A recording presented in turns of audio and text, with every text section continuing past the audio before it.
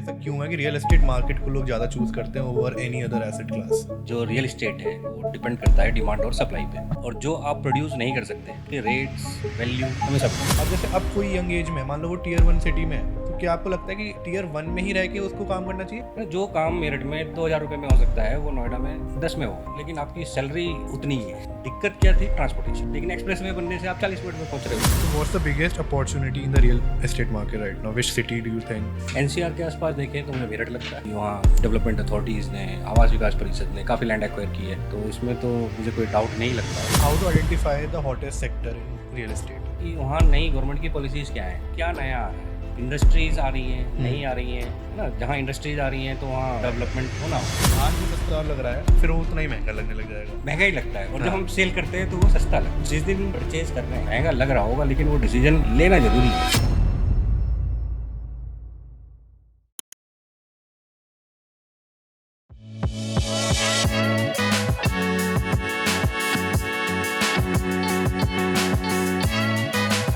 So guest for today's episode is someone who has been into real estate for the last 15 years and has come a long way in his wealth creation journey.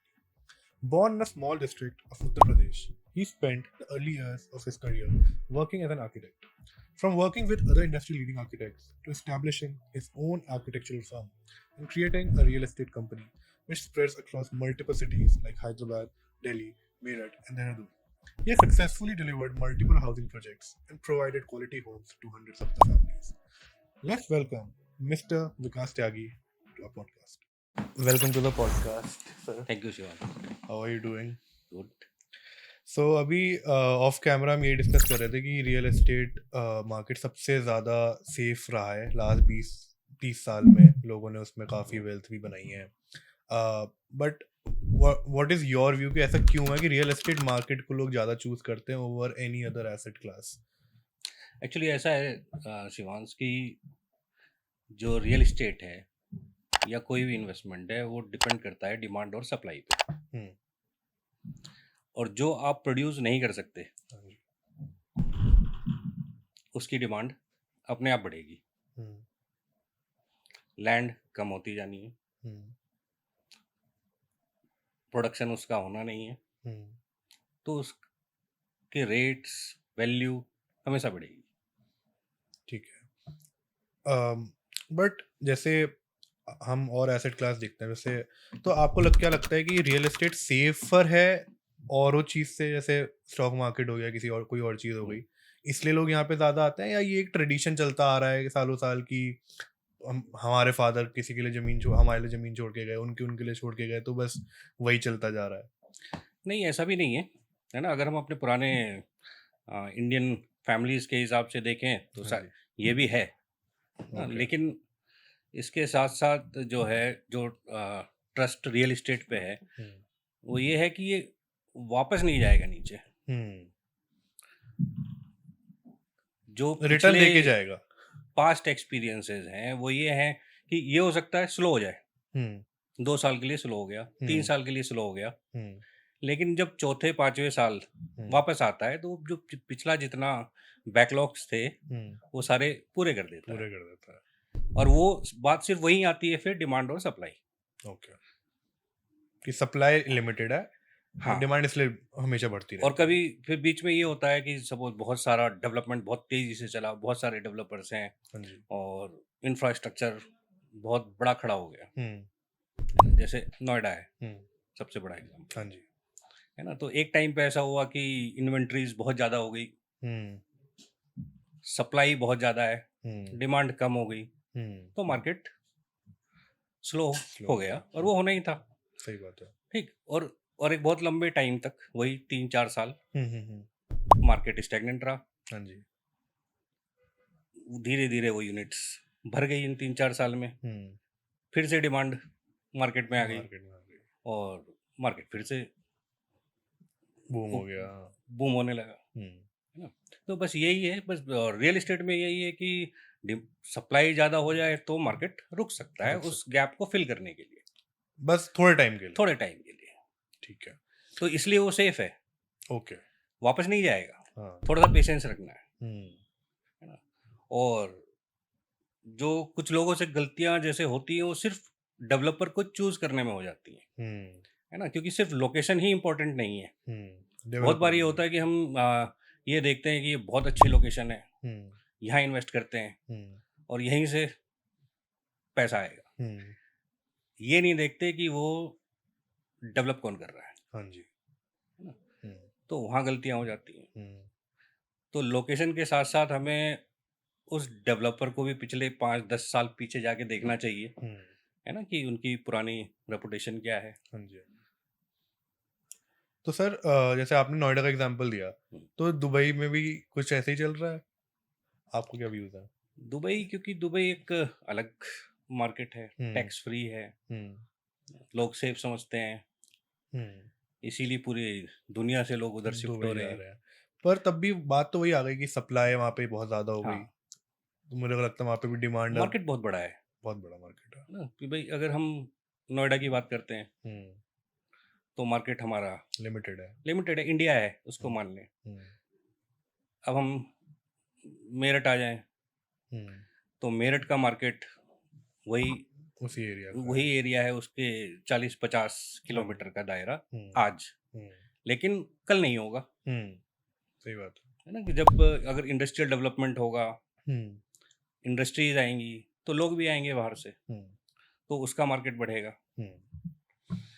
मेरा खुद का personal point of view Dubai market के लिए ये था कि अब मैंने लास्ट 3-4 साल में ट्रेंड देखा कि जो बंदा थोड़ा सा भी अफोर्ड कर सकता है, ही और she is moving to Dubai and वहाँ पे थोड़ा थोड़ा इन्वेस्ट करना चालू करते हैं, कुछ करते हैं।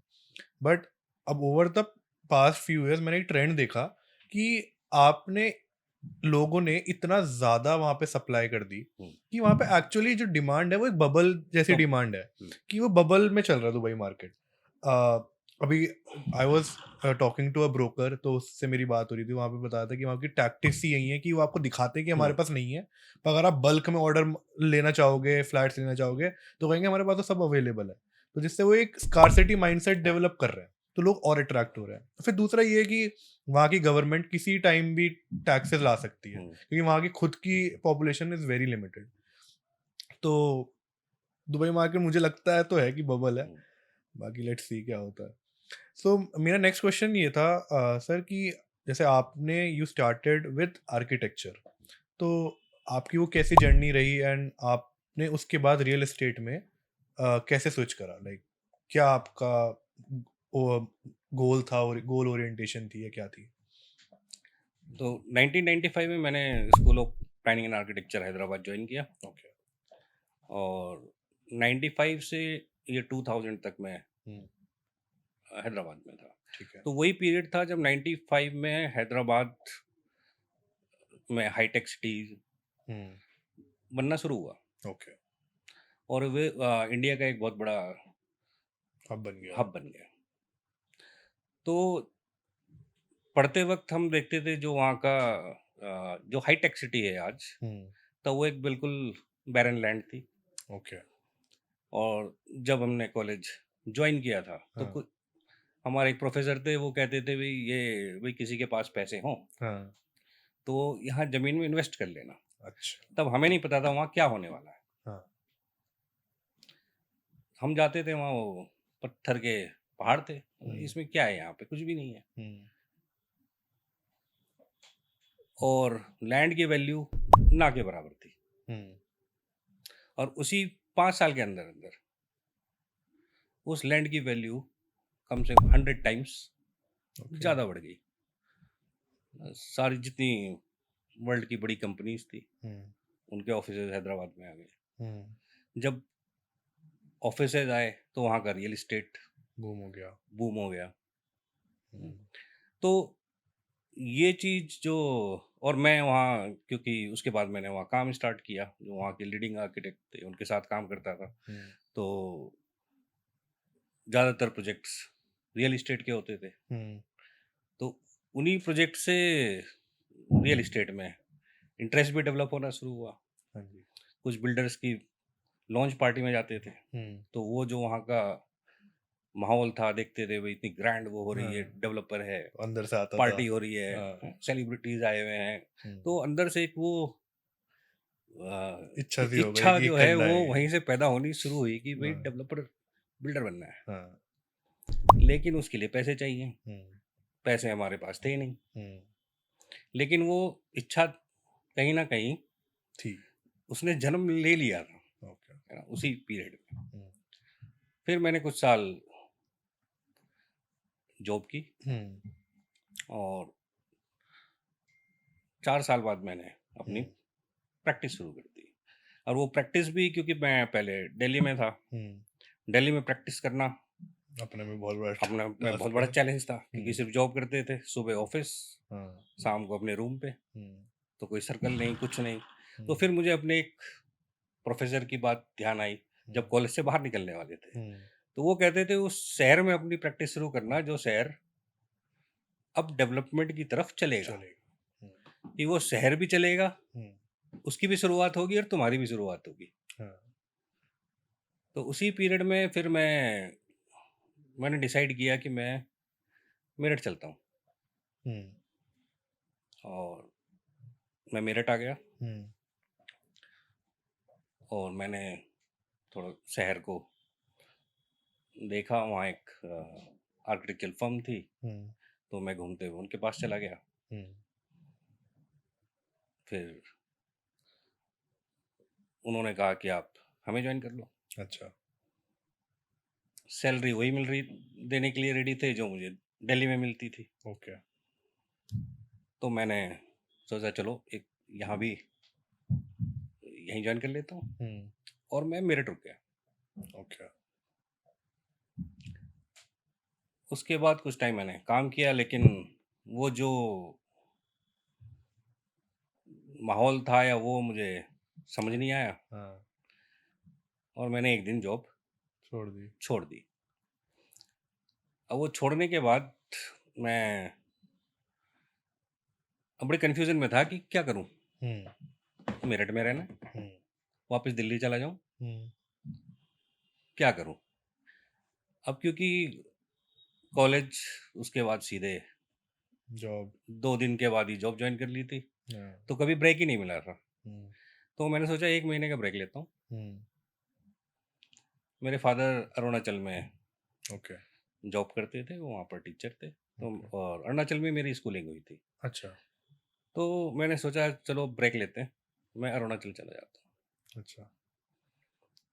जब वहाँ से वापस आया तो मैं एक रेंटेड हाउस में ही रहता था मेरठ में, जब मैं जॉब स्टार्ट कर कर रहा रहा था, था, हाँ। स्टार्ट किया था। तो जब वापस आया, मेरे एक 3-4 घर छोड़ के एक पड़ोसी रहते थे, तो सुबह सुबह वो मेरे पास आए और वो मेरे से कहने लगे मुझे पता चला आप आर्किटेक्ट हो। मैंने कहा जी, तो हमें एक घर बनाना है, हाँ। क्या आप बना दोगे। तो मैंने कहा यार, मैं तो पहले ही उसी अपॉर्चुनिटी के इंतजार में बैठा था। हाँ। तो उन्होंने कहा क्या फीस। तो मैंने दिमाग में सिर्फ ये कैलकुलेट करा कि मेरी सैलरी कितनी है, हाँ। और मुझे 1 साल का टाइम चाहिए। हाँ। उसको कैलकुलेट करके मैंने उनको अपनी फीस बता दी, हाँ। और वो रेडी थे, खुश थे। अच्छा। और मैं इसलिए खुश था कि 1 साल के लिए मेरा काम हो गया। हो गया। खैर मैंने उनका घर बनाया, वो उससे बहुत खुश थे। अच्छा। फिर उनके रेफरेंसेस से मुझे और प्रोजेक्ट्स मिलने लगे। फिर 2-3 मतलब 1 साल में ही मेरे पास इतने प्रोजेक्ट थे कि मैंने फिर अपनी प्रैक्टिस शुरू कर दी। ओके। तो आर्किटेक्चरल प्रैक्टिस की शुरुआत यहाँ से हुई। फिर अगले 5 साल तक मेरे पास काफ़ी प्रोजेक्ट्स रहे। ओके। 2007-8 के 7 के आसपास मेरठ में रियल एस्टेट का बूम आता। अच्छा। 6-7 तो काफ़ी डेवलपर्स मेरठ आ दिल्ली गए। वाले भी मेरठ आने लगे। और उसी बीच में मुझे फिर रियल एस्टेट के प्रोजेक्ट्स मिलने लगे। मिलने लगे, ओके। क्योंकि मेरा एक्सपीरियंस पुराना हाँ। था रियल एस्टेट के प्रोजेक्ट्स का, तो वो अपॉर्चुनिटी मिली और वहाँ हमने उसको वही शुरू कर दिया, रियल एस्टेट प्रोजेक्ट्स, और वो अच्छा एक्सपीरियंस रहा। फिर कुछ टाइम के बाद एक मेरे क्लाइंट थे, वो 3-4 पार्टनर्स थे। उनके पास लैंड थी, पहले वो आपका प्लॉटिंग किया करते थे, तो प्लॉटेड डेवलपमेंट के लिए आते थे मेरे पास, या विला बना दिया एक या दो। फिर एक बार वो मेरे पास आए कि हमारे पास ऐसे ऐसे ये लैंड है और हम इस पे विलास बनाना चाहते हैं। अच्छा। मैंने कहा ठीक है, और हमने डिजाइनिंग शुरू कर दी। अब उसमें जो प्लॉट साइज था उसमें लगभग 18-20 विला बन रहे थे। ओके। और क्योंकि अंदर से तो मतलब वो जो रियल एस्टेट वाला वो है, वो चलता रहता था। हाँ। आए तो मेरे पास विला के लिए थे, मैंने उसी साइड पे अपार्टमेंट प्लान करने शुरू कर दिए, अच्छा। और हमने उस पे हाउसिंग का प्रोजेक्ट बना डिजाइन कर लिया। ओके। जब वो मेरे से डिस्कशन करने आए हाँ। अपने विलास के लिए, तो मैंने कहा देखो, विला तो मैंने डिजाइन तो कर दिया है और आपको बेचनी है, लेकिन अगर आप विला बना के बेचते हो तो आपको बच रहे हैं 90 lakhs। फिर दूसरा मैंने अपना प्रपोजल निकाला। मैंने कहा, अगर हम इस पे फ्लैट बनाते हैं तो इस पे बनेंगे 112 फ्लैट्स और प्रॉफिट आएगा इससे कम से कम 6 गुना। 5-6 गुना। तो जो मेरे क्लाइंट्स थे, अब वो भी थोड़ा कंफ्यूज भी थे, लेकिन वो कहते थे यार, यहाँ मेरठ में 7-8 फ्लोर की बिल्डिंग में कौन फ्लैट लेगा, हाँ। जहाँ हमारा यहाँ तो अभी 2.5 फ्लोर से ऊपर की बिल्डिंग नहीं है सही बात। उस एरिया में। क्योंकि डेवलप्ड एरिया था, आसपास सब अप्रूव्ड कॉलोनीज थी, बस उसी के साथ वो लैंड थी। ओके। अब रेट उस समय मेरठ में सस्ते ही होते थे, हाँ। तो जो हमने प्रोजेक्ट रिपोर्ट बनाई अपनी, प्रॉफिट जो कैलकुलेट किया, तो मैंने जो वहाँ एक इंडिपेंडेंट हाउस का रेट था, वही मैंने फ्लैट का रेट रखा। ओके। वो कहते ये तो बिल्कुल ही बेवकूफ़ी की बात है, हाँ। भाई जब विला इतने का मिल रहा है तो आदमी फ्लैट क्यों लेगा। सही बात है। मैं कहता था कि जो विला का बायर है वो विला का बायर है, जो वो फ्लैट का है वो फ्लैट फ्लैट का का है बायर है। है ना, सही कि बात है। जिसको फ्लैट में रहना है उसको फ्लैट में ही रहना है, उसकी अपनी ज़रूरतें हैं जो फ्लैट ही उसको मिट आउट करेगा, है ना, इंडिपेंडेंट हाउस नहीं नहीं करेगा। कर पाएगा। तो उसके मेंटेनेंस बहुत है, अलग अलग चीजें होती मेंटेनेंस है, सेफ्टी है, बहुत कुछ चीज़ें बहुत हैं। सारी चीजें होती हैं। तो अब दोनों ही चीज़ें थी, हम्म। प्रॉफिट भी था, हम्म। तो उन्होंने मेरे को वहाँ एक वो चांस दे दिया अपॉर्चुनिटी है। दी हाँ। कि भाई हमें एक्सपीरियंस नहीं है, हम्म। हमने आज तक बिल्डिंग नहीं बनाई, हाँ। आप हमारे साथ पार्टनर हो जाओ। Okay okay. तो वहां से तो आपको एक अपॉर्चुनिटी वाला तो वो वहाँ से पास मिल मुझे एक गया। अपॉर्चुनिटी रियल एस्टेट में मिल गई। एंट्री करने की मिली। ओके। और ये कब की बात है? 2009 की? ये बात है 2000, हाँ 9 की, 9 की। 2009। ओके। फिर वहाँ से फिर वही था उसमें भी कि भाई इतने पैसे हम पे नहीं है, फिर कैसे होगा, है ना। तो उनका भी ये कहना था लैंड ही है हमारे पास और पैसे तो जो विला बनाने हैं उतने हैं, उतना ही है। अब बनाने हैं फ्लैट्स, अब 112 हो गए, वहाँ 16 थे, भाई हाँ। उसके लिए भी तो पैसे चाहिए। सही बात है। तो मैंने कहा कि भाई बैंक के पास चलते हैं, लैंड है, प्रोजेक्ट है, बैंक फंडिंग करेगा। फिर सब कुछ हो गया भाई, हम अपना भी यही था कि भाई इतना फंड है, इतने पैसे हम प्रोजेक्ट में लगा सकते हैं, बाकी बैंक फंड करेगा, कुछ फ्लैट्स सेल होंगे। तो लेकिन वो इतना अच्छा प्रोजेक्ट रहा कि ना बैंक की फंडिंग की ऐसी ज़रूरत पड़ी। अच्छा। हाँ, कि जो प्रोजेक्ट था वो अपने आप में बहुत अच्छा था, लोगों को उसकी ज़रूरत थी उस समय हाँ। ऐसे प्रोजेक्ट की। तो लगभग 70% के करीब फ्लैट्स जो थे हमारे वो with in 6 month 7 month sold out हो गया। सोल्ड आउट हो गया। वाह। और जो हमने कमिट किया था हम्म, ऐसे ही डिलीवर किया, हम्म, तो एक अच्छा इंप्रेशन भी एक बना, अच्छा हर इंप्रेशन भी चीज हो पड़ा, गई। है ना, टाइमली पोजीशन दिया। हम्म, फिर उसके बाद वहीं से शुरुआत हुई और फिर फिर चलती गई बस गाड़ी। चलते गए। सो ये आपका बिगेस्ट ब्रेक थ्रू मोमेंट था आपकी लाइफ का, हम्म, कि मेरठ गए, वहाँ पे फ्लैट्स बनाए, एंड देन वो ट्रेन चलती गई। बट इसमें मेरा एक और पॉइंट जो मैंने नोटिस करा वो ये था कि अगर आप शायद मेरठ नहीं जाते तो फिर शायद ये नहीं हो पाता। बिल्कुल। मतलब वो एक अपॉर्चुनिटी आपको जो मिली टियर 2 सिटी में उस टाइम पे, तो वो हाँ, नहीं मिल पाती। तो इससे मेरा यही क्वेश्चन आता है कि जैसे आपने यंग एज में जब स्टार्ट करा तो आप मेरठ गए, अब जैसे अब कोई यंग एज में मान लो वो टियर 1 सिटी में है, अब उसके पास वहाँ पे हर चीज़ ज़मीन महंगी है, वहाँ पे हर चीज़ करना महंगा है, तो क्या आपको लगता है कि टियर 1 में ही रह के उसको काम करना चाहिए या other tiers tier 2 tier 3 cities में भी उसको एक्सप्लोर करना चाहिए मार्केट, वहाँ पे चाहे भले ही लैंड खरीदो, वहाँ पे कुछ बनाओ?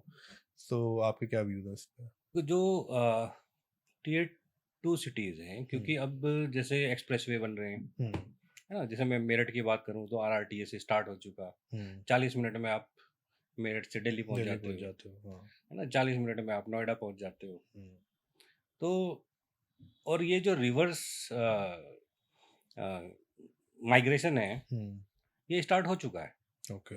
और ये पहले तो वही माइग्रेट करेंगे जो यहाँ से गए थे, हम्म, जो मेरठ के रहने वाले हैं, हम्म, बिजनौर मवाना जो आसपास के एरिया के रहने वाले हैं, हम्म, वो वहाँ जाके जो रह रहे हैं वो मजबूरी में रह रहे हैं, हम्म, है ना, फैमिली से दूर रहते हैं, हम्म, रेंटेड हाउस में रहते हैं, हम्म, या अगर उन्होंने परचेज भी कर रखा है, हम्म, तो बहुत सारे लोग ऐसे हैं जो परचेज तो कर रखा है, लेकिन जो कॉस्ट ऑफ लिविंग है बहुत हाई है। वो बहुत हाई है, हम्म, चाहे वो स्कूलिंग हो, हम्म, चाहे मेडिकल फैसिलिटीज हो, कुछ भी हो in कुछ भी general, हो, हाँ। वो मेरठ से बहुत ज़्यादा है। हम्म, जो काम मेरठ में 2000 रुपये में हो सकता है वो नोएडा में 10 में होगा, हाँ, सही बात है ना, तो लेकिन आपकी सैलरी है। उतनी ही है। उतनी ही है ना, और सिर्फ दिक्कत क्या थी, ट्रांसपोर्टेशन, कम्यूट करना, हम्म, है ना, आप मेरठ में होते उस समय आपको 4 घंटे लगेंगे या 5 घंटे लगेंगे, हाँ, आप ट्रैफिक जैम में हो,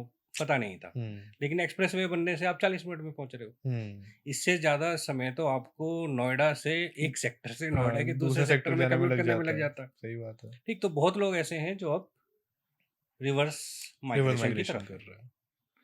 ना, उससे उनको अब, क्योंकि अब सिटी ऐसा ग्रो हो रहा है कि वो जो लाइफस्टाइल उनको हम्म, आ, नोएडा में मिलता था वो मेरठ में भी मिलने लग गया। वो मेरठ में भी मिलने लग गया, हम्म, है ना, जो आपके अच्छे रेस्टोरेंट, अच्छे ब्रांड्स, हम्म, वो सब मेरठ में तो मतलब टियर 1 से लोग टियर 2 में ऑलरेडी कर रहे हैं, कर जा रहे रहे हैं, हैं। और देखो जो कॉस्ट है वो ऑलमोस्ट 30 to 50% कम है। कम हम्म, है ना, जो 2 BHK फ्लैट आपको नोएडा में मिलेगा हाँ, उसे उसमें हो 30-40% सकता है आप कम मिल जाए। 4 BHK ले लो, हाँ, सही बात है। है ना, और जो लाइफस्टाइल की बात है वो बदलता रहता सही बात। है ना, वो फिक्स नहीं है। आज आप स्टार्ट कर रहे हो, हम्म, है ना, अपनी जर्नी स्टार्ट कर रहे हो, 25 साल आपकी एज है, आज आपकी रिक्वायरमेंट अलग है सही बात है। ना। आज सपोज आप अनमैरिड हो, हम्म, आपको 1 बेडरूम फ्लैट लेके काम चल जाए, हाँ, है ना, 5-7 साल बाद आपको 2 BHK की 2 BHK, जरूरत है, उसके बाद 3 BHK। फिर 3 BHK की जरूरत है। सही बात है। तो लेकिन उस ट्रेन में चढ़ना जरूरी है। हम्म, अगर हमने आज वो 1 BHK ले लिया हम्म, और 5 साल बाद मुझे 2 BHK की जरूरत है, तो 1 बेडरूम खरीदने की जरूरत है, हम्म, बाकी चीज मेरे पास है, है। जितने में वो बेचूंगा हम्म, उसको बेच के 1 बेडरूम और ले लूंगा। सही बात है। और अगर पहले दिन से मैं ये प्लान करूं कि मुझे तो 1 बेडरूम में क्या होगा हम्म, या 2 बेडरूम में मेरा क्या होगा, हम्म, 3 का लूंगा, हम्म, और वो बजट मेरे पास है नहीं, हम्म, मैं वेट कर रहा हूँ कि जब इतने आएगा पैसे तब आएंगे करेंगे। तब मैं उसको ले लूंगा। लूंगा, है ना, और वो जितना आप डिसीजन लेट लेते लोगे, उतना डिले होता ही रहता है। डिसीजन डिले होगा, इतना ही वो आपकी रीच से भी दूर दूर हो होता चला जाएगा। सही जाएगा। बात है। आज जो सस्ता लग रहा है फिर वो उतना ही महंगा लगने लग जाएगा। महंगा, और रियल एस्टेट की यही सबसे बढ़िया चीज है, जब हम खरीदते हैं वो महंगा ही महंगा, लगता हाँ सॉरी, महंगा लग रहा है, उसके बाद और महंगा लगने लगेगा। है, वो महंगा ही लगता है, और जब हाँ। हम सेल करते हैं तो वो सस्ता लगता है। सस्ता लगता है। तो जिस दिन परचेज कर रहे हैं, हम्म, महंगा लग रहा होगा, लेकिन वो डिसीजन लेना है लेना जरूरी है ये तो। ना। कि जैसे मैं बहुत जगह देखता हूँ, हम्म, चाहे मेरठ हो, देहरादून हो, हम्म, कहीं भी बहुत लोग मिलते हैं हम्म, कि भाई साहब यहाँ 1500 रुपये का रेट था, हाँ हमने अब तब इतना हो छोड़ दिया गया, था, हाँ। लेकिन आज 75,000 का लाख रुपए का रेट है। हम्म, तो जब छोड़ दिया था, हम्म, तो क्यों छोड़ दिया था? सही बात है। तो इसलिए क्योंकि वो 1500 रुपये में महंगा लग रहा था, उस टाइम पे है ना, उस टाइम पे महंगा लग रहा था। हाँ। और आज लाख में होने के बाद हम्म, कुछ लोग ऐसे भी हैं जिन्होंने 1 लाख रुपए में वो खरीद खरीद लिया है हम्म, बाद में, है ना, लेकिन 1500 महंगा था। तो ये कहानी तो चेंज होती रहती है, होती रहती इनकम की भी चेंज होती है ना। तो लेकिन मेन चीज़ है कि हम सही टाइम पे है। और सही डिसीजन ले लें। सही डिसीजन ले लें। और ये डिसीजन कोई ऐसा भी नहीं है कि कुछ बहुत बड़ा रॉकेट साइंस है हम्म, ना। शहर बात ग्रो है। कर रहा है, अगर आपको दिख रहा है कि वहाँ पे फैक्ट्रीज आ रही हैं या वो मैन्युफैक्चरिंग हब बनने वाला है, वहाँ हाईवे आ रहा है, तो ये चीज़ तो दिख रही है कि अगर इंडस्ट्री आ रही है, उसमें काम होगा तो लेबर भी आएगी, सही बात है। लेबर होगी और कंजम्पशन भी बढ़ता है, हर कंजम्पशन चीज बढ़ेगा, हर चीज़ बढ़ती का है। बढ़ेगा, उनको मार्केट भी चाहिए, है ना, मार्केट चाहिए उनको, हाउसिंग चाहिए, सही बात है। सब कुछ चाहिए। तो इसका मतलब वो रियल एस्टेट डेवलप होगा, होगा, वो होगा। दिखने लगता है। अब एक चीज़ ये है कि जब RRTS मेरठ, मेरठ जब ये शुरुआत हुई कि भाई RRTS स्टार्ट होगा, है ना, उसकी फाउंडेशन स्टोन लगा स्टोन कि लगा। भाई ये शुरू होना है प्रोजेक्ट। तो कुछ लोग ऐसे थे जिन्होंने मान लिया कि RRTS जब मेरठ की तरफ आएगा तो बहुत कुछ बदलेगा। उन्होंने डिसीजन तब लिया उस फाउंडेशन स्टोन ले करने के टाइम। सही बात है। कुछ लोग ये डिसीजन तब ले रहे हैं जब RRTS आ आ गया। तो इसी 5 साल के पीरियड में कम से कम 60 से हो सकता है 90-100% की ग्रोथ ग्रोथ आ गई होगी, आ चुकी, आराम से आ गई होगी। सिर्फ इस डिसीजन लेने से लेके और एग्जीक्यूशन एग्जीक्यूशन है ना। तो सिर्फ देखना यही है कि आसपास हो गया रहा, हाईवे बन रहे हैं, हाँ हाईवे बेसिक चीजें होती है, आपके एक्सप्रेसवे बन रहा है, हाईवे बन रहे हैं, गवर्नमेंट किस सिटी को ज्यादा प्रमोट कर रही किसको है, promote टूरिज्म कहाँ ज्यादा कहाँ बढ़ जा रहा रहा है, तो लोग वही मार्केट ज्यादा बूम है ना। करता और है अपना जरूरी धीरे नहीं है धीरे। जिस शहर में आप रहते हो इन्वेस्टमेंट वहीं करो। हाँ मेरा तो बिल्कुल भाई मानना आपका नहीं है सर, जो बजट है बाहर निकलो। उस बजट के साथ चलो। अब जैसे फॉर एग्जांपल कोई साउथ दिल्ली में रह रहा है या साउथ मुंबई में रह रहा है, वहां पे तो लैंड के प्राइसेस ही इतने हाई हैं कि वहां पे खरीदना अपने आप में सेंस नहीं बनाता। बिल्कुल। अब कोई 8 लाख रुपए गज की जमीन, 16 लाख रुपए गज तो बहुत ऐसा लगेगा टाइम, बहुत टाइम, पर कोई 30-40 हजार रुपए गज की जमीन 60,000 रुपए हो अब जाए जैसे पता बहुत नहीं लोग चलेगा। जो मुंबई के हैं, जो मुंबई के इन्वेस्टर्स थे, हाँ, अब मुंबई में क्या रेट है प्रॉपर्टीज के, अपार्टमेंट्स के। बहुत बहुत कुछ ज्यादा मेरे है। फ्रेंड्स हैं वो जो प्रोजेक्ट्स कर रहे हैं, उनका 85 करोड़ 100 करोड़ के 1-1 लाख रुपए स्क्वायर स्क्वायर फीट, फीट के 1.25 हैं। लाख रुपए स्क्वायर फीट का रेट है। तो जिसके पास 5-7 करोड़ रुपए हैं तो उसकी तो रीच से बाहर है वो, बाहर है, हाँ। है ना। और लेकिन अगर वही आदमी 5-7 करोड़ रुपए मेरठ या ऐसी जगह लेके आ जाता है तो वो बड़ा इन्वेस्टर हो गया। हाँ, वहाँ आप 2 बेडरूम का फ्लैट नहीं खरीद पा रहे उसमें। सही बात है। ठीक, तो जो अब जिसके पास ये फंड है वो कहाँ जाएगा? टियर 2 सिटीज में है। पहले गुड़गांव चला जाएगा। हाँ, तो गुड़गांव में जहाँ 8,000 का रेट था आज वहाँ 25,000 का हो गया, 25,000 का हो गया। है ना। तो अब जिसका बजट गुड़गांव में 2 करोड़ रुपए वाला था, हाँ, अब उसको वहाँ नहीं मिलेगा वहाँ कुछ। कुछ नहीं मिल रहा। वो देख रहा है नोएडा की तरफ, नोएडा वाला देख रहा है मेरठ मेरठ की की तरफ, तरफ।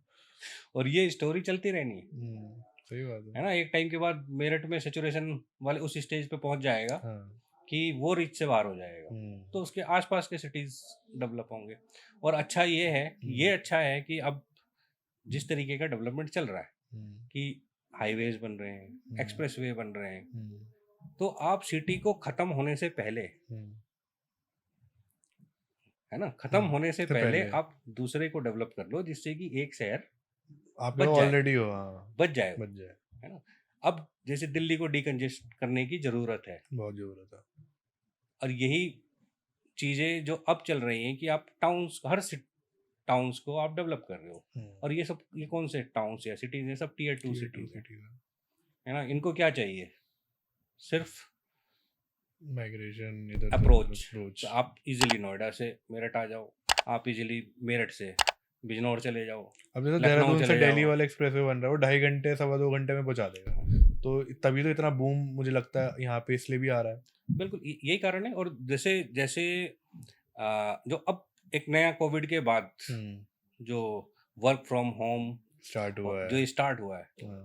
ठीक, इसके लिए क्या चाहिए हमें? सबसे पहले तो रोड ही चाहिए। रोड अच्छी चाहिए। रोड अच्छी चाहिए भाई। मैं देहरादून में रहता हूँ या मैं दिल्ली में जॉब करता हूँ, मेरा ऑफिस दिल्ली में है, रहने वाला मैं देहरादून का हूँ, और वीक में मैं एक दिन ऑफिस चला जाऊँ, मेरा काम चल जाएगा, बाकी देहरादून में रहना। हाँ, तो मेरे लिए उससे अच्छा कुछ भी नहीं है हाँ, सही बात है। भाई। मैं क्यों उस पोल्यूशन में रहूँगा? सही बात है। अगर मुझे ये अपॉर्चुनिटी मिली हुई है तो यहाँ रहूँगा। मेरठ वाला मेरठ में रहेगा। मेरिट वाला, हाँ। तो उससे जो रियल एस्टेट डेवलपमेंट है इन टियर 2 सिटीज़ का, वो बहुत ज्यादा है। वो अपने आप बढ़ जाएगा। नहीं, ज्यादा है, हो भी रहा है, वो हाँ। बढ़ ही रहा है। वो बढ़ ही रहा है और बढ़ेगा, क्योंकि लोग वहाँ से निकलेंगे। अब जैसे देहरादून की सहस्त्रधारा वाली रोड थी, पहले ये 3-4 हजार रुपए गज में थी, अब यहाँ पे 80,000 लाख रुपए गज रेट है। अब इसको देखो कि ये क्या कारण है कि रेट इतने महंगे हुए। उसका सबसे बड़ा कारण है कि यहाँ हाउसिंग या जो आपका रेजिडेंशियल डेवलपमेंट है वो बहुत ज़्यादा हुआ सहस्त्रधारा रोड पे, है ना? कि एक सोसाइटी में 1800 फ्लैट्स हैं। ठीक, जब रेजिडेंशियल मार्केट इतना बड़ा हो गया तो अब उसको कमर्शियल की ज़रूरत है। सही बात है ना? अब उसकी कमर्शियल नीड्स कैसे पूरी होंगी? पूरा सहस्त्रधारा रोड भर दिया लो। भर गया। अब इतने जब भर गया तो फिर डेंसिटी डिमांड बढ़ और गई बढ़ है गई। तो उनको बैंक भी चाहिए वहाँ पे, सब चाहिए। सुपरमार्केट्स चाहिए, सब कुछ चाहिए। कुछ दिन में मॉल भी आ जाएगा, मॉल भी चाहिए, है ना? तो वो एरिया अपने आप डेवलप हो जाना है। या तो रेजिडेंशियल डेवलपमेंट पहले हो जाए, सही बात है ना, या इंडस्ट्रियल डेवलपमेंट। ये सब यहाँ सारी पे कड़ियाँ। रेजिडेंशियल ज्यादा हुआ, हाँ, इसकी वजह से क्योंकि बढ़ गया। रेजिडेंशियल इसलिए हुआ कि लोगों ने माइग्रेट किया, बेटर हाँ। प्लेस रहने के लिए। बिल्कुल। तो उस माइग्रेशन की वजह से रेजिडेंशियल डेवलपमेंट ज़्यादा हो गया।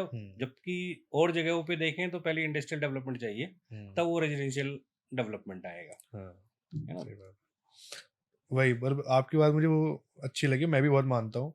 जैसा आपने वो बोला था कि पहले कोई जमीन 2,000 रुपए गज की थी और आज वो इतनी महंगी हो गई, तो लोगों को तब भी महंगी लग रही थी, आज भी लग रही है। और यहाँ पे हर जगह सहस्त्रधारा पे भी यही सुनने को मिलता है कि आप तो हमने तब नहीं ली, कौन ले रहा था, और अब वो कहते हैं और अब महंगी हो गई, अब कौन लेगा। अब जबकि वो अगले साल में हो सकता है 30-40% और हो जाए, और हो जाएगी, तब उन्हें वो महंगी लगेगी। तो हर टाइम पे वो लगता जरूर है। तो इसीलिए वही जो मैं कह रहा था, जब परचेज करते हैं हमेशा महंगा लगता है, और जब आप बेचते हो ना तो हमेशा सस्ता भी लगेगा। पर आप हमेशा ये देखोगे कि आपकी कभी भी लैंड आपके बाइंग प्राइस से नीचे नहीं बिकेगा, अनटिल अनलेस आपने बिल्कुल बेवकूफी वाला काम किया हो। पर दूसरा यही है ना कि भाई आप परचेज कहाँ कर रहे हो, कोई गलत प्रॉपर्टी तो नहीं खरीद रहे। हाँ, वो बहुत जरूरी ठीक है। एक बार हम सपोज हमने गलत प्रॉपर्टी खरीद ली, उसके रेट नहीं बढ़ रहे, उसका बायर नहीं मिल रहा, तो उसको हम ये नहीं कह सकते कि वो प्रॉपर्टी का इन्वेस्टमेंट खराब है। सही बात है ना? कि बहुत बार ऐसा होता है। इवन जैसे फ्लैट खरीद लेते हैं, बहुत लोग कहते हैं कि फ्लैट में इन्वेस्ट नहीं करना चाहिए। जो डेवलपमेंट्स हमने मेरठ में किए, जहाँ फ्लैट 18 लाख का बेचा था, वो आज 10 साल बाद 1 करोड़ का है। ये मेरे अपने एक्सपीरियंसेस हैं कि 18 वाला 1 करोड़ का है ना? जो आज से 6 साल पहले 35-40 लाख के फ्लैट थे, वो भी 1 करोड़ के हो गए। तो इन्वेस्टमेंट गलत नहीं होता, वो गलत हमारा उस प्रॉपर्टी को एनालाइज करना है, जिसको हमने खरीद लिया वो रहने लायक नहीं है ना, या उस टाइटल्स में दिक्कत है और हमने उसको ले लिया और उसके बाद हम फंस गए उसमें। यही रेड फ्लैग्स कहते हैं कि यही 3-4 चीजें हैं। फॉरेस्ट लैंड देख लो, मास्टर प्लान में तो कोई रोड नहीं जा रही, बेसिक चीज देख लो। असल में इसमें एक कभी कभी मेरे को ये भी लगता है, जैसे मैं आर्किटेक्चरल बैकग्राउंड से रियल एस्टेट में आ गया, है ना, तो इसमें एक जैसे जो शहर का मास्टर प्लान है, उसमें सब क्लियर होता है कौन सी लैंड रेजिडेंशियल मास्टर है। प्लान तो चेंज होता रहता है, लेकिन 20 से 25 साल के लिए बनता है, ठीक है ना? तो जब आप मास्टर प्लान को देखते हो आपको सब पता होता है, लेकिन प्रॉब्लम क्या है कि हर कोई उस मास्टर प्लान को चेक नहीं करता, चेक और स्टडी नहीं कर पाता नहीं है, कर पाता। ठीक। और ऐसे कम कंसल्टेंट्स होते हैं जो आपको गाइड करें। सही बात है। आप लैंड लेने जा रहे हो, आपको हम्म। नहीं पता कि ये रेजिडेंशियल जोन है, हम्म, एग्रीकल्चर है, R3 है, जो कुछ 143 कह के भेज देते हैं कि हाँ। रेजिडेंशियल है हम्म, ना।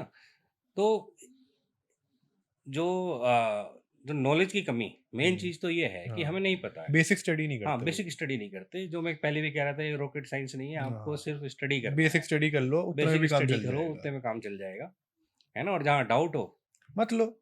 मत लो, या दूसरा आपके पास और है, आपके पास पार्टनर्स हैं, बहुत सारे पार्टनर्स हैं। बैंक आपका पार्टनर है, आप बैंक के सही पास जाओ, वो आपके लिए पूरी मदद करेगा, सही बात है। है बैंक ना। से और अगर आप टाइटल्स, लोन लोगे तो पढ़ तो आधा तो वही कर लेगा वो काम। टाइटल आपका क्लियर कर चेक कर लेंगे। कर लेंगे। अगर बैंक फाइनेंस नहीं कर रहा है, इसका मतलब भाई लैंड प्रॉपर्टी में में कुछ दिक्कत गड़बड़ है, मत लो उसको, मत लो। है ना। बहुत बार होता क्या है, सस्ता मिल रहा है, ले लिया। ले लिया। अब क्यों मिल रहा है सस्ता, कोई सही कारण बात है। होगा उसका। और फिर बहुत टाइम ये होता है कि आपने एक बार गलत ले लिया। हाँ।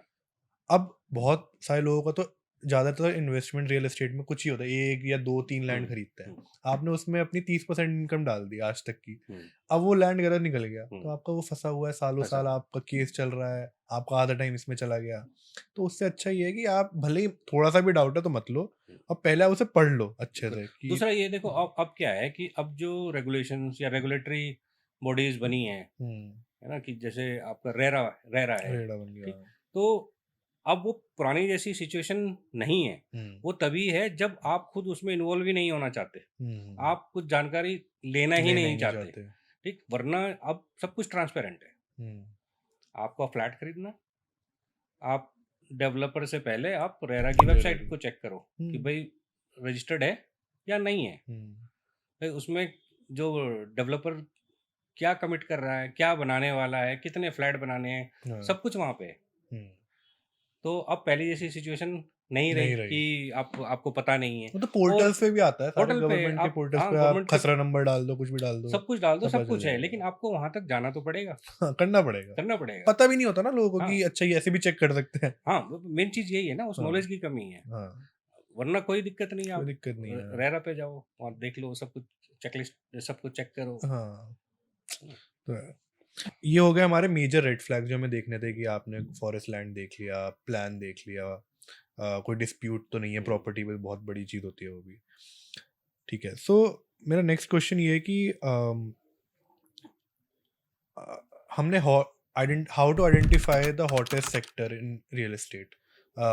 कोई सबसे सिटी की हमने बात करी, तो आपको क्या लगता है कोई एक या दो चीज़ें जो सबसे ज़्यादा देखनी चाहिए किसी सिटी में इन्वेस्ट करने से पहले? सिटी में इन्वेस्टमेंट करने से पहले देखो, पहली तो चीज़ यही है कि उसको हम शहर को उसको देखें कि उसमें वहाँ क्या इंफ्रास्ट्रक्चर है जो एग्जिस्ट कर रहा है। और दूसरा ये कि वहाँ नई गवर्नमेंट की पॉलिसीज क्या है, वहाँ क्या नया आ रहा है, कि सपोज क्या वहाँ इंडस्ट्रीज आ रही हैं, इंडस्ट्रीज आ रही हैं, नहीं आ रही हैं, है ना। जहाँ इंडस्ट्रीज आ रही हैं तो वहाँ डेवलपमेंट होना है, ठीक। और इसका भी दूसरा अगर वो देखें कि अब जैसे हाईवे बने, एक्सप्रेसवे बने, क्यों बने, कुछ तो कारण होगा, सही बात है ना। आप अगर आप अपने लोन में भी कोई रास्ता बना रहे हो, उसका कोई रीजन होता है, उसका कोई रीजन होगा ना। आप वहां से वो पगडंडी बनाई है, वो क्यों बनाई है, हो सकता है वो फूल को पानी देने के लिए बनाई, कोई कारण तो होगा, कारण होगा, सही बात है ना। कि अगर सपोज 36 मीटर की रोड बन रही है ना, 100 मीटर की रोड बन रही है, 45 मीटर की रोड बन रही है, गवर्नमेंट बना रही है, तो इसका मतलब वहाँ कुछ डेवलपमेंट होगा। सही बात है, ठीक है। सो अब कोई यंगस्टर, हम एक सिनेरियो इमेजिन करते हैं कि कोई एक यंगस्टर है, उसने वो आ चुका है, उसने थोड़ा बहुत पढ़ भी लिया है, उसके पास कैपिटल भी है थोड़ा सा, वो टियर 2 सिटी में आता है, लेट्स से कि वो दिल्ली से देहरादून में ही आता है, एंड वहाँ पे इन्वेस्ट करना चाहता है, तो पहले वो लैंड खरीदेगा एंड एवरीथिंग। अब आपको क्या लगता है कि if you have to differentiate कि land versus builder floors versus commercial buildings और वर्सेस फ्लैट्स, चारों में से अगर आपको लगता है कि सबसे ज़्यादा एक तो सेफर साइड पे और सबसे ज़्यादा रिटर्न्स वाइज साइड पे कौन सी चीज़ करनी चाहिए उस बिगनर को और एक बंदा जो थोड़ा बहुत करता आ रहा है उसको भी? अब देखो 2 चीज़ें हैं कि जैसे जो बिगिनर है, हम्म, एक तो ये है कि जब आप लैंड खरीदने, प्लॉट खरीदने जा रहे हो, हम्म, तो आप सारी कैपिटल अपनी इस्तेमाल कर रहे हो, ठीक है। ठीक है? दूसरा, जब हम प्लॉट में इन्वेस्टमेंट करने जा रहे हैं, तो हमें ये मानना चाहिए कि वो एक टाइम भी लेगा हम्म, और सिर्फ उस प्लॉट का एप्रिसिएशन होगा, वहाँ से कोई रिटर्न नहीं आएगा। हम्म, प्लॉट एप्रिशिएट करेगा, हो सकता है 1 के 2 हो जाएँगे, लेकिन उस बीच में आपके पास वापस कुछ नहीं आना, उस टाइम पे नहीं आता। हाँ, है ना? और क्योंकि जो ऐसे प्लॉट्स हैं, उनके लिए बैंक भी थोड़ा-सा वो करता है। रिजिड रहता है फाइनेंस करने में। हम्म, लेकिन जब आप अपार्टमेंट्स, फ्लैट्स परचेज़ करते हो, हम्म, तो वहाँ उसमें आप वैसे उसमें बहुत सारी चीज़ें हैं कि जैसे आप डेट का इस्तेमाल करते हो, हम्म, है ना? बैंक आपसे कहता है कि हम 80% आपको फाइनेंस कर देंगे, हम्म, आप अपना 20% लगाओ, हम्म। ठीक?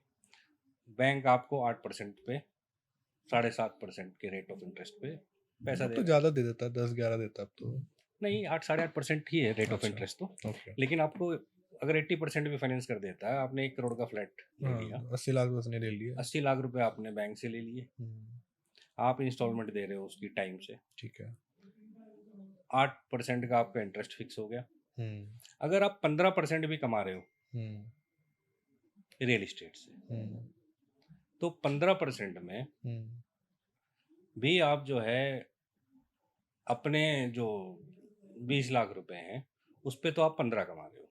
और जो बाकी आपने 80 लिए वो कहीं और लगा के कुछ और कर लगे। नहीं, उसी में लगा रखे हैं आपने, लेकिन वहाँ से भी आप 7% कमा रहे हो बैंक को देने के बाद, हम्म, है ना? तो आप उस पैसे से भी कमा रहे हो। हम्म, ये चीज़ प्लॉट में नहीं हो पाएगी। ठीक है। और किसी को बिल्ड करना है, अगर मान लो किसी को बिल्डर फ्लोर बिल्ड करना है या किसी को फ्लैट बिल्ड करने हैं या किसी को सिर्फ लैंड ट्रेडिंग करनी है या टाउनशिप्स बना के बेचनी है, तो सबसे ज़्यादा प्रॉफिट मार्जिन किसमें? क्योंकि मुझे जितना लगता है वो टाउनशिप्स में ज़्यादा प्रॉफिट मार्जिन होते हैं। नहीं, देखो ये भी अलग एक वो है कि एक तो ये है कि फास्ट रोटेशन, ठीक है, वो प्लॉटेड डेवलपमेंट में हो जाता है बिल्डर के लिए, ठीक कि है। आज आपने लॉन्च किया, प्लॉट्स आपने बेच दिए और आप शायद 1 डेढ़ साल में फ्री हो गए, हम्म, ठीक? हम्म, तो ये हुआ काम डेवलपर का। हम्म, जब हम बिल्डर की बात करते हैं, हम्म, जब आपको अपार्टमेंट्स बनाने हैं, हम्म, अब हम सपोज 300 फ्लैट्स बना रहे हैं, हम्म, तो हमें कम से कम 2.5 साल का टाइम चाहिए, 3 साल का, 2.5 से 3 साल का टाइम चाहिए बनाने के ठीक है। लिए, हाँ, ठीक है? ठीक। और हमारे पास एक बड़ा एरिया है। हम्म, अब जैसे हम यूपी की बात करें हम्म, ना, तो जैसे वहाँ बाइलॉज चेंज हो गए, हम्म, FAR 45 मीटर की रोड के बाद फ्री हो गया है, ओके। ठीक है? अगर हम एक हमारा 10,000 मीटर का प्लॉट है, हम्म, जब हम उस पे प्लॉट बेचेंगे, तो आप प्लॉट सेल कर रहे हो उसमें 10,000 मीटर में हम्म, 6,000 मीटर, सॉरी 6,000 मीटर ही कर 6,000 पाओगे, मीटर हाँ, लगभग 35-40% आपका रोड पार्क इसमें उसमें चला जाता चला है। गया। हाँ। तो आपने 10,000 मीटर जमीन ली और 6,000 बेचा। हम्म, जब हम इस यहाँ सेल करने में आते हैं, अब हम्म, हमारा 10,000 मीटर का प्लॉट है, हम्म, FSI आपकी वैसे तो अनलिमिटेड है, लेकिन मैं फिर भी ये मान लूँ कि हमने 3.5 अचीव कर ली, ठीक है। तो हम 10,000 की जगह हम्म, 10,000 इंटू 3.5 ओके। कितने हो गए? उसमें 35,000। 35,000 हो गए। तो लैंड हमारी 10,000 थी और हम सेल करेंगे बना के 35,000। 35,000, ठीक? हम्म, इसमें टाइम ज़्यादा लगेगा, हम्म, ज़्यादा प्लॉट सेल करने से, हम्म, लेकिन हम वहीं पर हैं उसी जगह पे और हम एक लाइफस्टाइल सेल कर रहे हैं, हाँ, एक सोसाइटी बना रहे हैं जो एक जैसे लोग हम्म, या एक ही तरीके के लोग उसको एंजॉय कर सकते हैं। एंजॉय कर सकते हैं। जब हम प्लॉटेड डेवलपमेंट कर रहे हैं, तो आपने एक प्लॉट बेच दिया, अब पता चला उसमें 4 घर बने हम्म, और बाकी इन्वेस्टर्स हैं। हाँ, अगर प्लॉट है तो वो इन्वेस्टर प्लॉट अपना हो सकता है 10 साल तक रखे, मैं तो नहीं सही बात बेचूंगा, है। मुझे जरूरत नहीं है। हम्म, लेकिन अगर वो बिल्ड फॉर्म में हम्म, फ्लैट है तो आप उसको रेंट पे दोगे, सही बात है ना। तो वो एक तो क्या कहते हैं, सोसाइटी भरी हुई होगी, है। लोग रह रहे होंगे, है हम्म, ना। और एक तरफ बहुत बार ये हो जाता है कि बहुत अच्छी टाउनशिप कॉलोनी तो है, लेकिन उसको डेवलप होते होते टाइम लग जाता है बहुत ज़्यादा। बिल्डर के पार्ट पे तो ठीक है, आप हम्म, 2 साल में वहां से चले गए, डेवलपर निकल गया 2 साल बाद, हम्म, लेकिन उसको डेवलप होने में 15 साल लग बहुत जाते हैं, टाइम लग जाता है। है ना। ऐसी भी कॉलोनीज हैं जो मैंने देखी हैं कि सपोज कोई मेरे जानने वाले हैं, उन्होंने प्लॉट ले रखे हैं, अभी 2 बच्चे अभी पैदा हुए हैं, हम्म, तो जब वो कॉलेज से निकल जाएगा उसके बाद मैं सोचूंगा क्या करें इसका, अच्छा। है ना। तो अब इसका मतलब वो 25 साल तक हम्म, अगर ऐसे ही 10 लोग और हो जाएं हाँ, तो उस कॉलोनी में उसको मैनेज करना मुश्किल हो जाएगा, सही बात है। मेंटेन नहीं हो पाएगी। Point. तो अब जैसे बहुत लोग कमर्शियल बिल्डिंग्स ही बनाते हैं और उसको फिर रेंट पे चढ़ा देते हैं, हम्म, पर इंडिया में रेंटल यील्ड तो बहुत कम है। हम्म। तो उस मामले में तो फिर मेरे को लगता है कि फिर तो फ्लैट्स बनाना ही है या लैंड ट्रेडिंग ही बेटर है देखो उससे तो। रेजिडेंशियल और उसमें कमर्शियल में रिटर्न तो कमर्शियल में ही ज़्यादा है, लेकिन इन्वेस्टमेंट भी ज़्यादा है, बहुत ज़्यादा है, और है फिर ना। आपको रिटर्न तो धीरे धीरे ही आएगा ना। रिटर्न धीरे धीरे आएगा। क्योंकि ईल्ड ही जब 5-6% की ईल्ड है, हम्म, तो इससे अच्छा तो आप बना के या तो पूरी बिल्डिंग बेच दो, वो ज़्यादा बेटर रहता है। ठीक। अब सेम चीज़ यहाँ है, ये तो भाई यहाँ FAR हो गया 1.8। हम्म, अब जैसे हम उस पे जाते हैं, क्या नाम, इंडिविजुअल हाउसेस पे, हाँ, है ना, तो वहाँ पे भी जो FAR है वो प्लॉट साइज के हिसाब से 1.5 1.3। अगर कोई आदमी ये कह रहा है कि बिल्डर फ्लोर है, हम्म, 200 मीटर के प्लॉट पे 4 मंजिल पास होंगी, हम्म, ठीक है, 4 मंजिल पास होंगी, हम्म, ठीक।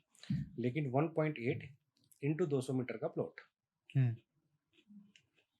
ऑलमोस्ट 380। 360 360। मीटर। तो अगर 200 मीटर का प्लॉट है तो आप 1.5 FAR मान लो, है ना, तो 200 पे आपका 300 मीटर हुआ। अब उस 300 मीटर को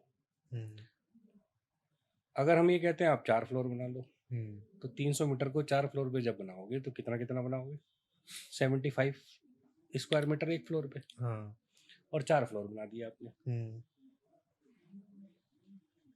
है ना। और अगर यही 100 का हो जाए तो 150, और 4 मंजिल बनानी है आपको, हाँ, कितना बनाओगे, सही बात। 35 मीटर। 35 मीटर में क्या बनेगा, हाँ, वही, है ना, कुछ नहीं बनेगा। कुछ भी तो नहीं। लेकिन होता क्या है कि उसकी आड़ में 4 मंजिल की, उसमें कि 4 मंजिल बनाने को मिल रही है, और हमने जो है अपना प्लॉट जहाँ आपको 75 कवर करना था, प्लॉट तो पूरा 150 ही कवर कर लिया, अच्छा, लेकिन बना लिए 4 मंजिल। 4।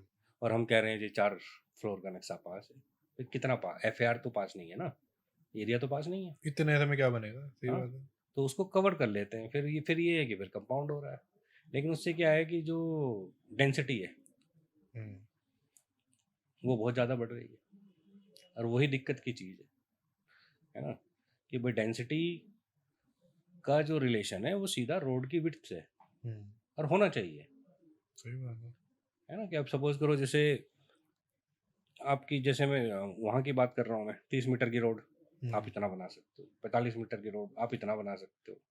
इसका मतलब ये हुआ कि जब कार निकलेंगी, है ना, कि एक 12 मीटर की रोड पे, और हम ये कहें कि आप इसमें 10,000 मीटर पे 400 फ्लैट बना सकते हो, तो उस रोड पे जब वो सारी सोसाइटी में से कार निकलेंगी तो ट्रैफिक जैम होना है। और ये जो समस्या है ये सब सारे हर शहर में जो ओल्ड सिटीज़ हैं या ओल्ड एरियाज हैं उनमें हर जगह है, क्योंकि उनकी डेंसिटी बढ़ गई, उनकी रोड्स उनके हिसाब से डिजाइन नहीं हुई थी, है ना। तो इसलिए समस्या है। अगर आपने पहले ही रोड प्लान कर रखी है, सब वो चंडीगढ़ है, चंडीगढ़ इतना अच्छा सिटी क्यों है? क्योंकि उन्होंने कंट्रोल किया है उस बहुत पे, वेल प्लान्ड सिटी है ना। वेल प्लान्ड है और कंट्रोल्ड कंट्रोल्ड भी है ना। अब प्लानिंग तो बहुत अच्छी है, अब वहाँ पे भी वही हो जाता, हाँ, फिर वही सारा मामला खराब। है ना। भाई अगर हमें डेवलपमेंट करना है, हम जैसे हम वहाँ की बात कर रहा हूँ मैं कि आप फ्री हो, तो लेकिन आप फ्री हो, लेकिन वो जो बेसिक ज़रूरत उस फ्रीडम की है वो तो पूरी होनी चाहिए ना। वहाँ पे सही सड़क बात है। हाईवे है, आप उस 45 मीटर की रोड है, कोई दिक्कत नहीं है। और वही 12 मीटर की रोड हो जाए 45 की, बहुत दिक्कत है। सिटीज का खुद का लॉ भी बहुत मैटर करता है। और फिर बिल्कुल। जैसे आपने बोला कि बिल्डर फ्लोर जैसी कोई चीज ही नहीं है। मेरे मेरे लिए तो कोई चीज़ नहीं है। क्या टर्म दिया था आपने उसका? Multiple units multiple unit, single unit, multiple units और ग्रुप हाउस। और ग्रुप हाउस, ये तीन ही चीजें होती हैं। तीन ही होती है। लोगों ने बिल्डर अपने बोल बोल के बिल्डर फ्लोर तो हम कह रहे हैं, बिल्डर फ्लोर में तीन, बिल्डर ने 3 मंजिल बना दी, 4 मंजिल, बिल्डर फ्लोर हो गया। पर मैं देखा ना, बिल्डर फ्लोर बिकते पहले जब तक तो बन रहे थे, तब तो बिक भी बहुत अच्छे रहे थे। लोग वही अपने असल इतने में से देखो उसमें। बहुत सारी चीज़ें हैं कि बन रहा है, पर फिर बिक ये भी रहा हुआ है। कि एक, अगर आप वैसे देखो तो एक BHK फ्लैट लेना ज्यादा बेटर रहेगा या एक BHK एक बिल्डर फ्लोर में नहीं, लेना अब बेटर रहेगा? दूसरी चीज़ देखो ना, अब जैसे आपने बिल्डर फ्लोर ले लिया, सस्ता है, 4 फ्लोर है, एक लिफ्ट है, हाँ। ठीक। बाकी जो कॉमन फैसिलिटीज़ हैं, उन्हीं चारों लोगों को ही आपस में डिवाइड करना है ना। अब एक लिफ्ट लगी हुई है, उस लिफ्ट की कीमत 15 लाख रुपए है, 4 फैमिली यूज़ करती हैं, तो जब वो लिफ्ट खराब होगी, वो चेंज होगी, एक फैमिली को कितने पैसे देने? कम से कम 3.5-4 लाख वो भी देंगे। 3.5-4 लाख देने। अब जो फर्स्ट फ्लोर पे है, हो सकता है वो कहे मैं, मुझे जरूरत नहीं है, हाँ। क्योंकि उस पर कंट्रोल तो खत्म हो चुका ना, ना वहाँ कोई हाँ। डेवलपर है ना कोई है। अब तो वो आपस में ही डिसाइड करने वाले हैं। वो सेकंड फ्लोर वाला कह रहा है मुझे लिफ्ट चाहिए, फर्स्ट वाला कह रहा है मैं तो ऐसे ही चढ़ जाऊंगा, है ना। तो इसलिए उन बिल्डर फ्लोर्स के रेट कम ही रहते कम ही रहते हैं और बाद में बढ़ भी नहीं पाते, क्योंकि वो कॉमन मेंटेनेंस वाला कोई सिस्टम नहीं होता उनमें, हैं। है ना। एक टाइम के बाद क्या होता है कि एक आदमी ने अपनी बालकनी जो पेंट है बाहर का वो ब्लू कलर का कर दिया है, एक ने कोई और कुछ कुछ कर और रहा है। कर दिया है ना। जो हाउसिंग के प्रोजेक्ट्स होते हैं, हाँ। भाई वहाँ एक बाईलॉज होते हैं पूरी हम्म। सोसाइटी के, है ना, कि आप एक्सटर्नल फीचर्स को के साथ छेड़छाड़ नहीं करोगे, इंटरनली आप स्ट्रक्चर को कुछ नहीं करोगे, है ना। और उसको मैनेज करने के लिए अलग से पूरा वो एजेंसी चलता है है आपका। ना। हाँ। तो वो बहुत अच्छे तरीके से मैनेज हो जाता है, बिल्डिंग्स ठीक लगती हैं। और जहाँ ये बिल्डर फ्लोर्स जिन्हें हम कहते हैं कि एक टाइम के बाद जब बनते हैं तब ठीक लगते हैं, और उसके बाद धीरे धीरे उनकी स्थिति खराब होने लगती है। हाँ। और फिर हर कोई उसी बिल्डर फ्लोर वाले उसमें घुस गया। पार्किंग नहीं होती, पार्किंग की बड़ी दिक्कत है उनमें। हाँ, पार्किंग वो तो बना देते हैं, स्टिल प्लस पार्किंग बना देते हैं, पार्किंग को दे देते हैं जगह नीचे। दे देते हैं, लेकिन भाई ये तो ये सोचो कि अगर 200 गज का प्लॉट है और उस पे 4 फ्लोर हैं, 200 गज के प्लॉट का फ्रंट कितना होगा? हाँ। भाई गाड़ी आगे पीछे ही लग सकती है उसमें। हाँ। ऐसा तो नहीं हो सकता कि 4 लोग हैं और 4 लोगों ने एक लाइन में गाड़ी गाड़ी खड़ी नहीं हो सकती। बहुत दबा के हर चीज मैनेज करके करनी पड़ती है। So sir, what was your biggest breakthrough moment और सबसे ज्यादा एक्साइटिंग प्रोजेक्ट जो आपका अभी चल रहा हो? अभी हमारा एक प्रोजेक्ट मेरठ में चल रहा है, इंपीरियल कोर्टयार्ड, ओके। और ये एरीज इंफ्रा वेंचर्स हमारी काफी कंपनी है। इसमें हम अराउंड 286 यूनिट्स बना रहे हैं, लग्जरी फ्लैट्स। ओके। और एक फ्लैट्स कम बना रहे हैं, लाइफस्टाइल ज़्यादा बना रहे हैं। ओके। वही मैटर करता है, वही बिकता भी आजकल। बिल्कुल। क्या साइज होगा आपके प्रोजेक्ट का? ये अराउंड इसमें 8 लाख स्क्वायर फीट एरिया है ओके। टोटल प्रोजेक्ट का। Okay. And total cost of the project? Total cost लगभग हमारी 200 CR के आसपास। ठीक है। तो अब आप खुद देखो कि आप जहाँ पे आप एक जॉब करते थे, तो ये तो बिल्कुल वही बात हुई ना, फ्रॉम जीरो टू हीरो वाली। तो कहाँ एक जॉब करने वाले अंकल आज करोड़ के फ्लैट्स बना रहे हैं। तो अब मुझे लगता है आपको भी बहुत प्राउड मोमेंट होता होगा जब आप ये सारी चीजें देखते होगे, आपके सामने बिल्ड होती हुई, आपने पूरी जर्नी देखी अपनी। तो बहुत फैसिनेटिंग तो है। हाँ, बस मैं यही मानता हूँ कि लाइफ जर्नी है, डेस्टिनेशन तो है नहीं। है नहीं, सही बात है। और नहीं, बहुत बहुत सारे लोग ये देख के ये भी सीख, मतलब एक मोटिवेशन ऐसे ही मिल जाता है कि अगर ये कर सकते हैं तो हम भी तो हाँ, कर ही सकते हैं। बिल्कुल। और इसमें मेरे लिए जो सबसे बड़ी एज थी वो मेरा आर्किटेक्चरल बैकग्राउंड, आर्किटेक्चरल बैकग्राउंड, कि मुझे एक स्किल सीखो। डिज़ाइन करना आता है, हम्म, बिल्डिंग को बनाना आता है। जब हम्म, मैं दूसरे डेवलपर्स के लिए कर सकता हूँ तो मैं हम्म, खुद क्यों नहीं कर सकता। हम्म, सही सिर्फ बात समस्या एक कि आपको फंड चाहिए, होनी चाहिए। और फंड तभी मिल सकता है जब आप सबका प्रॉफिट या सबका हिस्सा सबको दे दो। हाँ, सही बात है। चाहे वो बैंक हो, उसके साथ ईमानदारी से काम करो, हम्म, अपने इन्वेस्टर्स के साथ ईमानदारी से काम करो, हम्म, और जो आपके होम बायर्स हैं हम्म, उनके साथ ईमानदारी के साथ उनको हम्म। डिलीवर करो। और और मेरा एक क्वेश्चन ये था कि हमने बहुत बात करी कि how your journey as a builder has been, बहुत सारे और लैंड्स की बात करी। अब एक बेसिक जो मैं हमेशा सोचता हूँ, इतने सारे बिल्डर्स मैं देखता हूँ बैंकरप्सी फाइल कर देते हैं। ऐसा क्यों होता है? एनी 3-4 पॉइंट जो आपको लगता है सबसे कोर रीजंस हैं? भाई, कुछ चीज़ें तो ऐसी होती हैं जो शायद फंड्स का मैनेजमेंट हो, ठीक है। और एक्सेस लोन। एक्सेस लोन या फंड का डाइवर्सिफिकेशन, है ना, जिसको लेकिन अब काफ़ी हद तक जो है रेरा ने रोक दिया है। जो अब का सिनेरियो चल रहा है उसमें बैंक्स भी काफ़ी रिजिड रहते हैं कि भाई आप फंड्स का डाइवर्सिफिकेशन ना कर पाएँ, है ना। जो पहले जो स्टोरी चल रही थी वही था कि आपने कुछ बिल्डर्स डेवलपर्स ऐसे थे कि उन्होंने एक प्रोजेक्ट शुरू किया, उसके साथ 4 और प्रोजेक्ट शुरू कर लिए, है ना। यहाँ आपने गलत प्रोजेक्ट को लैंड पे बना दिया। सेल कर दिया, गलत लैंड गलत खरीद ली। लैंड कर लिए, नक्शा 500 से पहले ही और चालू वही कर वही दिया। वाली चीज़ की जैसे बहुत बार क्या होता है, नए डेवलपर्स आते हैं, हम्म, जो हम लैंड परचेज करने की बात कर रहे थे, शुरुआत में है ना। तो मेरा अपना वो आर्किटेक्चर वाला जो एक्सपीरियंस है वो वो ऐसा भी काम रहा आ है गया। कि मेरे पास क्लाइंट आते हैं कि ये लैंड है और इस पे हमें हाउसिंग का प्रोजेक्ट करना है, और जब हम देखते हैं हमने, यार तो भाई ग्रीन बेल्ट है, यहाँ हाउसिंग कैसे करोगे, हाँ, है ना। सही बात लेकिन है। वो ज़मीन खरीद चुके हैं। क्यों? क्योंकि सस्ती मिल रही है ना। उसको चेक नहीं किया, हाँ, है ना। ये पहले काफ़ी होता था, और वो जैसे जो नए डेवलपर्स आते हैं, है ना, बहुत बार ये होता है कि हम अभी ब्रोकरेज का काम कर रहे थे और हमें लगा कि भाई डेवलपर बहुत कमा रहा है, हाँ। हम भी बिल्डर बन जाते हैं। और जो उसकी जो बेसिक नॉलेज होनी चाहिए कि भाई लैंड कैसे खरीदें, हाँ जी। वो हमारे पास नहीं है, तो दिक्कत आ जाती है। Okay, thank you sir.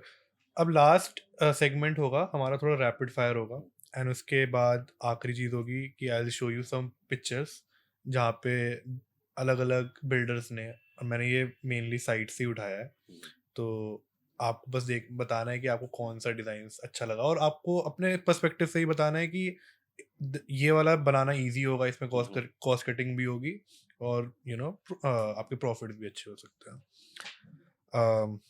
सो पहले रैपिड फायर से करते हैं, वन वर्ड ठीक। वन लाइन में आंसर दे सकते हो। So what's the biggest opportunity in the real estate market right now? Which city do you think? Any 2-3 cities? NCR के आसपास देखें तो मुझे मेरठ लगता है ना, क्योंकि वहाँ जैसे डेवलपमेंट अथॉरिटीज़ ने, आवास विकास परिषद ने काफ़ी लैंड एक्वायर की है नई टाउनशिप डेवलप करने के लिए, काफ़ी बड़ा एरिया इंडस्ट्रियल जोन डिक्लेयर किया है, और सिर्फ डिक्लेयर ही नहीं किया कि वहाँ प्लॉट्स के अलॉटमेंट्स और ऑक्शन भी शुरू हो गए हैं इंडस्ट्रियल अच्छा। प्लॉट्स के। ओके। तो इसमें तो मुझे कोई अब डाउट नहीं लगता है कि मेरठ कि नेक्स्ट हॉट सेक्टर है। बिल्कुल। ठीक है। If you had to choose between land trading versus builder floors, selling builder floors versus flats और versus commercial buildings. आपको एक चूज करना है. फ्लैट. फ्लैट्स. ठीक है. लग्जरी सेगमेंट और affordable housing. Luxury. Luxury. Townships versus approved colonies versus villas. Investment के लिए. हाँ, बेटर रिटर्न्स. जैसे मान लो मैंने कोई टाउनशिप बना दी या सिर्फ अप्रूव्ड कॉलोनी बनाई है. Approve colony. Approved colony.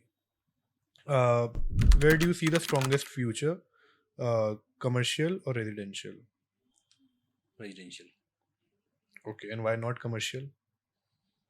क्योंकि जब तक रेजिडेंशियल डेवलपमेंट नहीं होगा, Commercial क्या करेगा? कमर्शियल क्या करेगा? ये हम पहले ही सैजदारा रोड की बात कर रहे हैं. रेजिडेंशियल ना आया होता तो सैजदारा रोड ऐसे ही रहता. ऐसे ही रहता. ठीक है. Last question.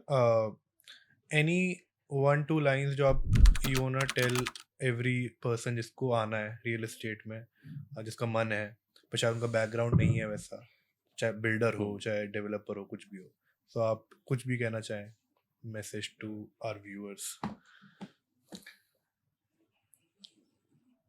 लेकिन बिल्डर बनने के लिए सबसे पहले तो मुझे लगता है कि लॉयल होना बहुत ज़रूरी है. ओके. अपने साथ भी. सबसे पहले तो अपने साथ ही होना चाहिए, है ना. खुद में ईमानदार होना चाहिए, हाँ जी. है ना. फिर बाकी जो आपसे जुड़े हुए लोग हैं उनके साथ ईमानदार होना चाहिए, क्योंकि ये वन मैन शो नहीं है, ये टीम वर्क है. जितना बड़ा रोल आपका होता है, एक बहुत बड़ी टीम है, सबका रोल अलग अलग. सबका बराबर रोल है. तो लॉयल होना बहुत जरूरी है. लॉयल होना बहुत ज़रूरी है, ट्रस्टवर्दी होना बहुत ज़रूरी है. और रिस्क लेना भी जरूरी है. हाँ, रिस्क. Right risk. वैसे मुझे लगता नहीं है कि अच्छा. रिस्क जो है वो राइट हो सकता है. नहीं. रिस्क की तो डेफिनेशन ही यही है. हाँ, रिस्क तो मैं सोचता ही नहीं हूँ कि रिस्क है. जब आपने डिसीजन सही लिया है और आप अपने आप में ईमानदार हो, तो रिस्क किस चीज़ का है? सही बात है ना. रिस्क तभी है जब कुछ पढ़ाई ना हो, कुछ ना हो. पढ़ा भी, दूसरा एक वही तो वाली चीज अननेसेसरी रिस्क भी तो ले लेते हैं लोग कि अब ज्यादा कुछ एनालाइज नहीं करा, कुछ नहीं करा, कर लिया यहाँ पे काम शुरू हुआ, फिर तो वो तो रिस्क वैसे है, फिर देखो, तो वो तो खत्म ही है. वो तो खत्म ही है. वो रिस्क मतलब ये वाला गेम ही नहीं है. रिस्क क्यों लेना है? सही बात है. तो ये रिस्क आप अपने लिए नहीं ले रहे ना. जो मैं उस ईमानदारी की बात कर रहा हूँ तो खत्म हो गई. आप दूसरों के लिए काम कर रहे हो, है ना. सबसे पहले ये समझना जरूरी है कि अगर मैं डेवलपर हूँ, बिल्डर हूँ, तो मैं सिर्फ सर्विस प्रोवाइडर हूँ, है ना. मैं प्रोजेक्ट कर रहा हूँ, मेरे पास जो बायर है वो मुझे पैसे दे रहा है, मैं बैंकर के पैसे इस्तेमाल कर रहा हूँ, तो उनके पैसों पे रिस्क कैसे ले सकता हूँ? सही बात है. ओके. तो सर आखिरी वही हम we will see some photos of architecture and आप उसमें से चूज करना कि आपको टॉप 2 या टॉप 3 जो भी अच्छी लगती है. Can you pull out the pictures? ये कमर्शियल बिल्डिंग है. ठीक है. नेक्स्ट जैसे ये भी ट्रेडिशनल हाउस होंगे, ये भी ट्रेडिशनल में आ गया. ये तो बिल्कुल एक्सट्रीम मॉडर्न में आ गया. ये सब मॉडर्न हाउसेस है. पीछे ये आपका मिक्सचर ऑफ बोथ, ये भी आपका इसमें आ गया मॉडर्न. Thank you. तो कोई ऐसे 1-2 आर्किटेक्चर जो आपको अच्छे लगे? सारे ये नॉन बिल्डर्स या किसी ने ही बनाए हुए हैं? नहीं, इसमें ज़्यादा जो मॉडर्न है, मुझे ज़्यादा मॉडर्न आर्किटेक्चर ज़्यादा पसंद है. ओके. है ना. हम एलिवेशन की बात कर रहे हैं. हाँ. तो जो मॉडर्न बिल्डिंग थी वो शायद कमर्शियल वाली. हाँ, कमर्शियल भी अच्छी थी. Okay. Thank you so much, sir. It was lovely having you. And I hope सारे व्यूअर्स ने बहुत कुछ सुना होगा, समझा भी होगा, and your journey is really inspiring कि कहाँ आप एक बहुत छोटे टाउन यूपी से आए and you have grown tremendously. So thank you for coming, sir. Thank you Thank you thank so you much.